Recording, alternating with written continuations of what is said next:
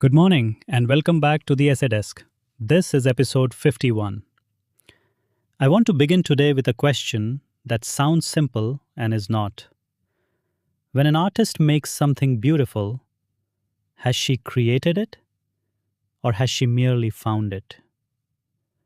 This is one of the oldest tensions in the philosophy of art, and it keeps returning to the UPSC essay paper in different clothes, because it lets a candidate range across philosophy, psychology, history, and even the innovation economy in one breath. Stay with me, because the way you decode this one will teach you how to decode almost any abstract line the paper throws at you. Here is today's topic. In the bare, aphoristic voice the paper now prefers. The chisel finds the statue that the stone was always hiding. It sits in section A, the abstract and philosophical section, and it belongs to a theme family: creativity, imagination, and art that has shown up in 2022, 2023, and 2025. That makes it a recurring, dependable theme worth having a built argument for before you ever walk into the examination hall. Decoding always starts with the keywords.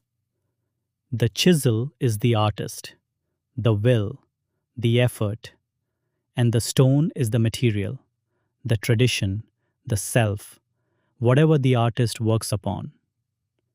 The line claims the statue was always hiding inside the stone, which means the real tension here is between two ideas of creativity: one where the artist invents something out of nothing, and another where the artist simply uncovers a form that was already latent.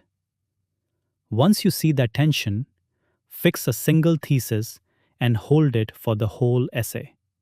Something like this: true creativity is not conjuring from a void.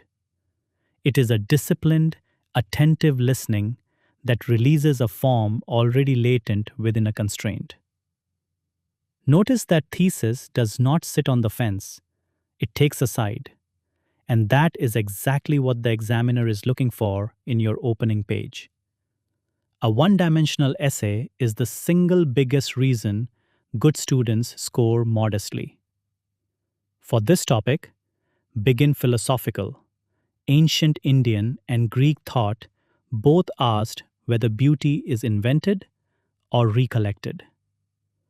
Move to psychology, because modern research on insight shows that a sudden idea is usually a recombination of things already stored in memory, not creation from nothing.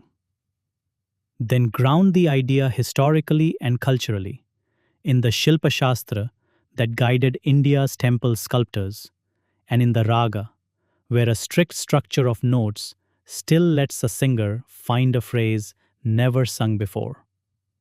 Only then move to the economic and technological dimension, India's innovation story, before finally making room for the honest counterview, the case for radical, disruptive invention.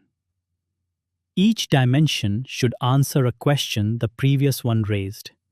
That is what makes an essay feel like one argument instead of 6 mini-essays stapled together. Anchors are what separate a vivid essay from a vague one, but only if you interpret them.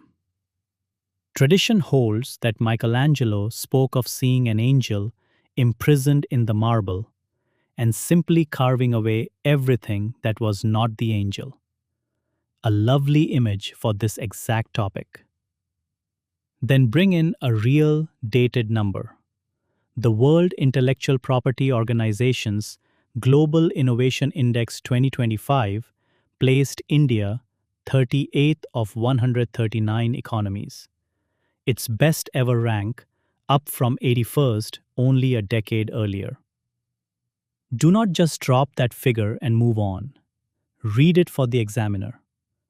India's leap came less from invention out of nothing and more from discovering advantages that were already lying around.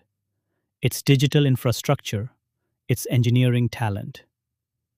That one sentence of interpretation is worth more marks than the number itself. This is the single highest value skill in the whole essay paper: how you open and how you close. For this topic, do not open with a definition of creativity. Open on a scene: a sculptor's palm resting on unhewn stone before the chisel ever moves, or the Michelangelo anchor placed right in your first three lines. Let that scene narrow naturally into your theme and then your thesis, so the reader feels pulled in rather than lectured at. For your close, do not summarize what you already said. Resolve the tension you opened with, and if you can, walk the reader back to that same sculptor, now finishing his work, so the essay feels like a circle closing rather than a list ending. An examiner reading hundreds of scripts remembers the essay that returns to its own opening image. That is what makes a script feel authored, not assembled. Let me leave you one opening line and one closing line you can adapt in your own words. An opening could read, "On the granite shore of a temple town, a sculptor still begins each morning by running his palm along an unhewn block, listening for where the stone wants to open."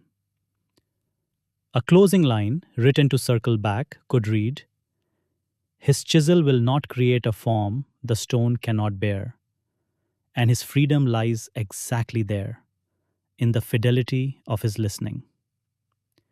Notice, both lines are concrete, unhurried, and neither one defines a word.